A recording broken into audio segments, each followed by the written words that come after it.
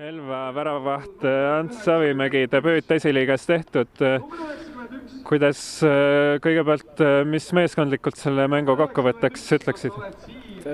Meie jaoks kindlasti hea tulemus, et alati on hea võtta Viimsi väljakult punkte koju, et üldpildis võib rahule jääda. Mis siis täna hästi mänguliselt teil välja tuli, et kuidas selle punkti kätte saite?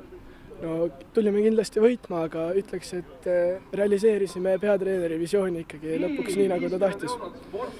Ja mida ta tahtis, kas oskad midagi kirjeldada ka? No sellist kontrate peale mängu, et hoiame taga ilusti asjad korras ja siis rünnakute pealt, kiirrünnakute pealt lähme ja lööme. Võõrsil teil esimene värav ja esimene punkt, et kas teil võõrsil ongi muidu raskem mängida või on lihtsalt juhtunud nii, et kodus on oluliselt paremini läinud? No eks igal meeskonnal on kodus parem, aga kindlasti tuleme ka võõrsile võitma. Millal ja kuidas teada said sellest, et täna see debüüdi võimalus sul tuleb? Selle nädala teisipäevases trennis, et kui teine väravat Mikk Markus ennast vigastada sai, siis järgmisel päeval tuli info, et sina alustad pühapäeval. Ja kuidas siis oodata oli seda debüüti 4 päeva? Kindlasti olin väga rahul, tahtsin oma võimaluse ära kasutada ja ootasin mängu huviga.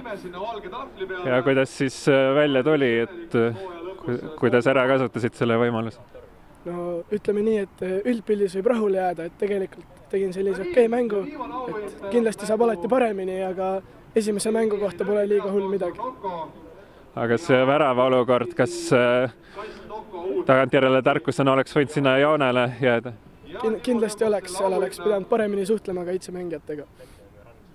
Aga muidu üldjoontes kaitseliiniga suhtlus, kas läks sujuvalt? No üldiselt läks ikkagi sujuvalt, see oli seal väike error, mis mängu jooksul sisse tuli. Olgu, aga aitäh ja kõike head!